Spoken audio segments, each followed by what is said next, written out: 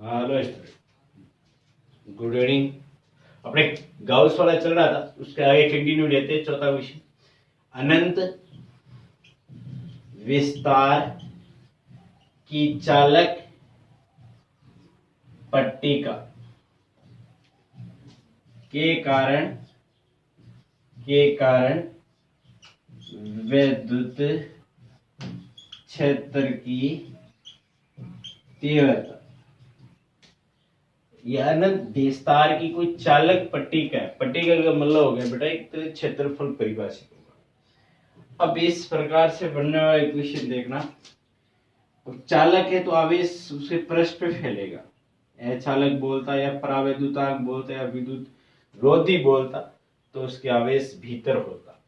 तो हम यहाँ पे कैसा बना रहे हैं इसका, देखो ये पट्टिका कई तरीके की बड़ी होगी, अलग अलग बुकों में अलग अलग मिलेगी। आप इस प्रकार से भी पट्टिका मिलेगी। आप इस प्रकार से अनंत विस्तार होगा तो इसको आगे यू व्यक्त किया होगा। इस पे आवेश इसकी सतह पे फैलेगा, यू ये आवेश इसकी सतह पे फैल गया।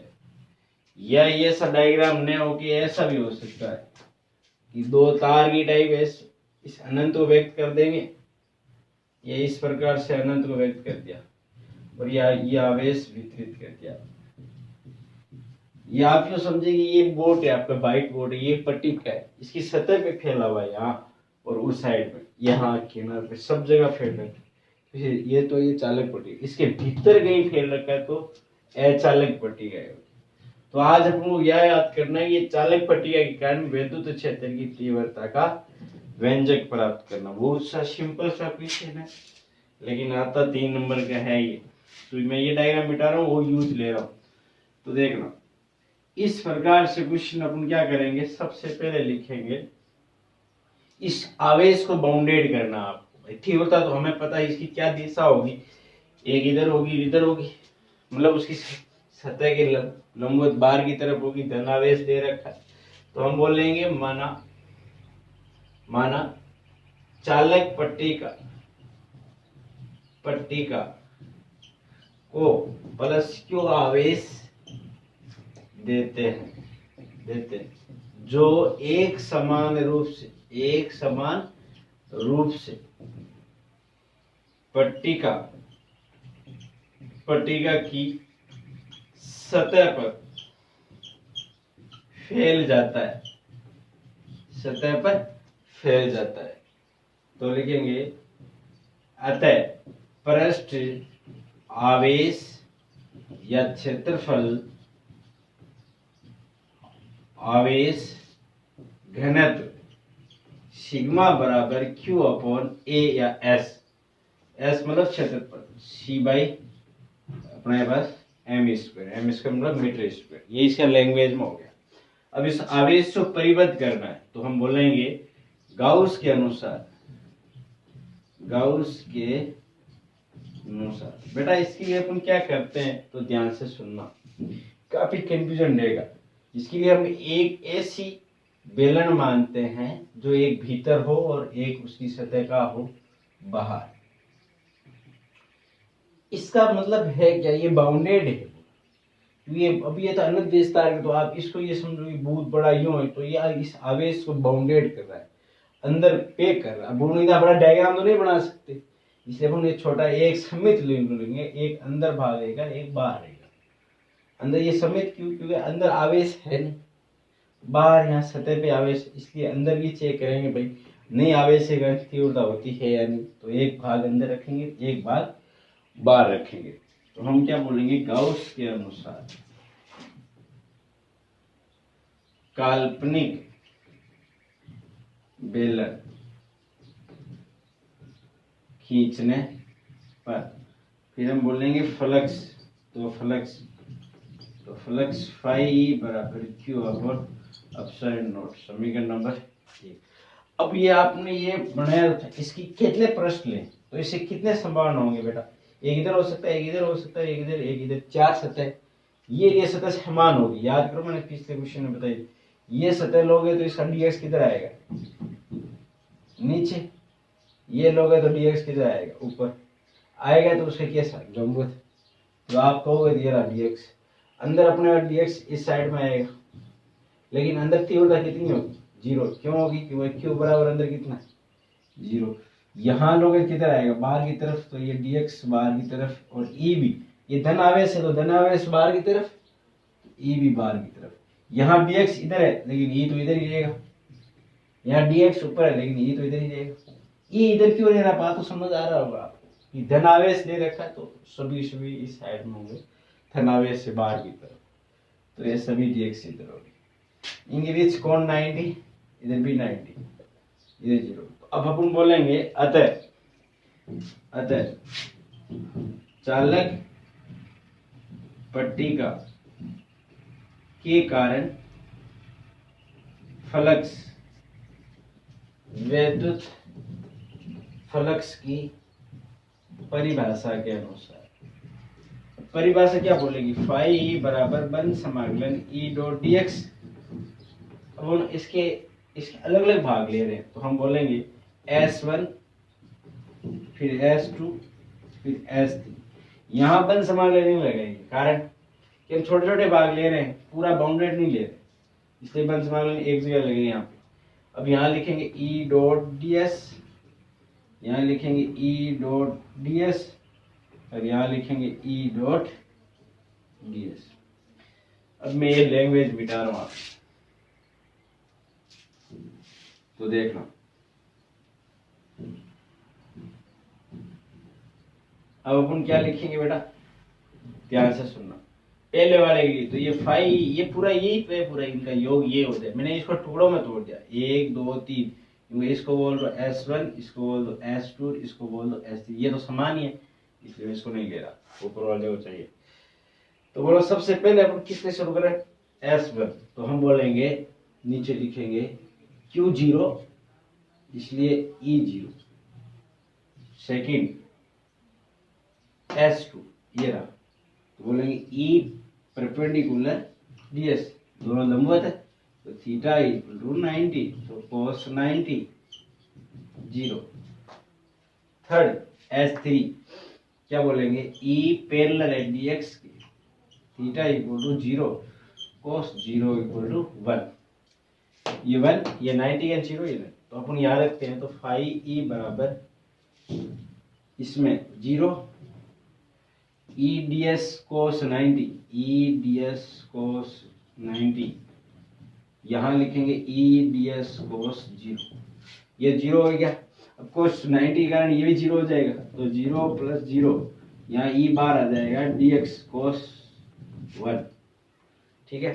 तो फाई E, तो हम बोलेंगे संपूर्ण क्षेत्रफल, तो देखना, तो संपूर्ण क्षेत्रफल कितना होगा आपका, dx बेलन है, तो फाई E बराबर 0 0, ये तो हो गया, E बंद समाकलन ds या ds, तो बोलो ds का कितना क्षेत्रफल होगा बेटा, बेलन है, बेलन का क्षेत्रफल कितना होगा अपने पास, त्रिज्या ले लोगे r, तो हम कितना बोल देंगे 2 pi r into L, 2 pi r into L. तो यहाँ पे कितना है, E multiply 2 pi r into L, ये हो गया 5, क्षेत्रफल अपना ये आएगा।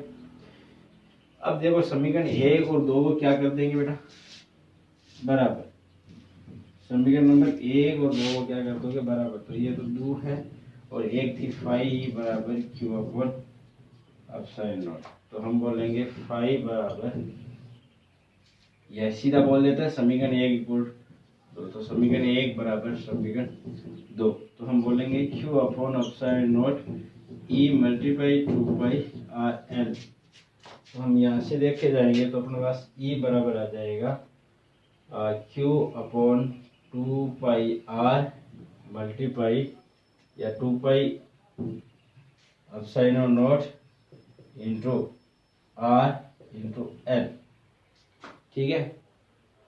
अब हमारे पास ये आ गया, तो E बराबर हम लिखेंगे Q अपॉन 2 पाई, चलो इसको मैं इसका मान रख देता हूँ, इसका Q का, तो Q का मान कितना आएगा बेटा अपने पास, तो Q बराबर आएगा सिग्मा इंटू एस या ए, तो यहाँ E बराबर आ जाएगा सिग्मा इंटू एस, यहाँ इसको ऊपर नीचे 2 से मल्टीप्लाई कर दें ताकि ये 4 बन जाए, तो अपने पास 2 के sigma by by R into L. अब यहाँ से एक क्वेश्चन देखना, मैं इसको वापस आपको सिंपल लैंग्वेज में बताता हूँ, देखो आप ध्यान से सुनना इसके बारे में। तो मेरे पास E बराबर यहाँ से क्या आ रहा है, यहाँ देखो आप E बराबर क्या आ रहा है, E बराबर आ रहा है Q upon 2 pi R into L और फिर एप्सिलॉन नॉट। अब इसकी जगह मैं क्या लिख सकता हूँ, Q बराबर Q बराबर क्या लिख सकता हूँ बेटा, तो Q बराबर मैं लिख सकता हूँ अपने पास sigma into S by 2 pi R into L और फिर एप्सिलॉन नॉट। ठीक है, तो इसकी जगह मैं क्या लिख सकता हूँ, इस एस की जगह क्षेत्रफल। तो एस बराबर कितना आएगा, यही क्षेत्रफल कितना है उसका 2 पाई R इंटू एल। तो रखने पर तो आप क्या बोलोगे, E बराबर सिग्मा एस का मान रख दो, क्षेत्रफल का 2 pi R L into L by 2 pi R into L into epsilon not 2 pi R तो गया। तो E बराबर फाइनली बच गया सिग्मा अपॉन एप्सिलॉन नॉट। इसका मीनिंग क्या हुआ, इसका सदिश रूप बोला E वेक्टर बराबर sigma upon epsilon not R cap. समझ रहे बात को। लेकिन इसमें एक खास बात आपने देखी, पीछे जितने भी आपने किए थे वो तीव्रता त्रिज्या पर निर्भर कर रही थी, यहाँ त्रिज्या पर निर्भर नहीं करती। इसका मतलब इसका जो आरेख बनेगा वो कैसा बनेगा, तो ध्यान से सुनना आप। मैंने यहाँ से क्या किया, एक बार और सुन लीजिए दोबारा। अपने पास पीछे तो हो ही गया था, अपने वंश मालन ये तीनों रोक लिए, अंदर तीव्रता कोई भी आवेश नहीं, सेकंड क्या तीव्रता 0 हुई, dx और E वेक्टर आपस में लंबवत थे, या E और ये दोनों पैरेलल थे, इससे यहाँ तीव्रता प्राप्त हुई ds।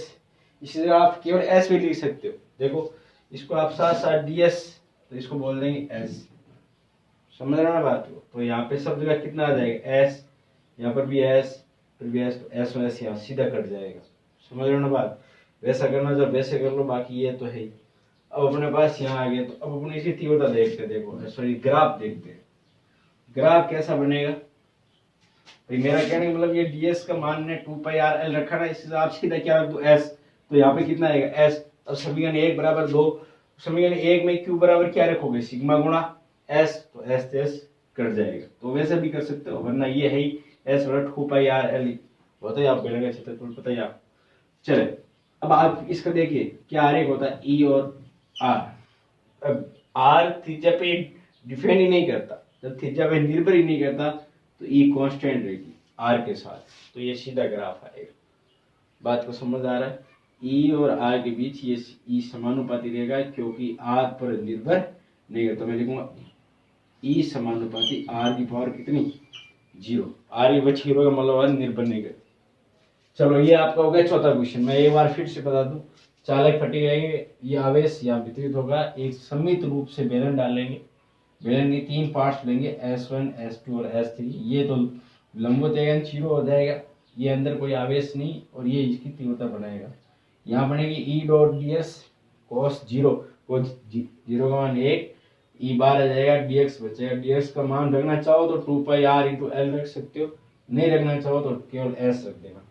समीकरण 1 गाउस के अकॉर्डिंग q अपॉन फिर epsilon not, q upon epsilon not, q का मान होता है सिग्मा गुणा a, जो हम पहले से जानते हैं। ये पट्टिका तो इसके लिए जो घनत्व परिभाषा वो हो गया सिग्मा होता है q अपॉन s, तो q बराबर आ जाएगा सिग्मा गुणा s, और वैल्यू रख दोगे सॉल्यूशन हो जाएगा। तो याद रखना इसका क्या वैल्यू आया बेटा, E बराबर सिग्मा अपॉन एप्सिलॉन नॉट। कल जो अपन अचालक पढ़ेंगे, यहाँ या तो 2 यहाँ आएगा या यहाँ आएगा, वो आपको देखना है कहाँ आएगा। चलो कब देखोगे, ये आएगा, क्या आएगा 1 अपॉन या सिग्मा अपॉन 2 एप्सिलॉन नॉट। ये किसके लिए आएगा, अचालक पट्टिका। आज तो आपने किसके लिए पढ़ा है, चालक के लिए, तो इसके क्या रिजल्ट है सिग्मा अपॉन एप्सिलॉन नॉट, जो कि R पर निर्भर नहीं करता। थैंक यू, क्लास कंटिन्यू करते रहें, छोड़े नहीं, ब्रेक नहीं लें, और ऐसा नहीं नोट्स बनाते रहना। 1-2 दिन का और रहा है, लास्ट 2 दिन है, तीसरे दिन टेस्ट है, इसका ध्यान से सुन लेना। इस बार नंबर नहीं आया फिर अच्छा नहीं होगा। ओके।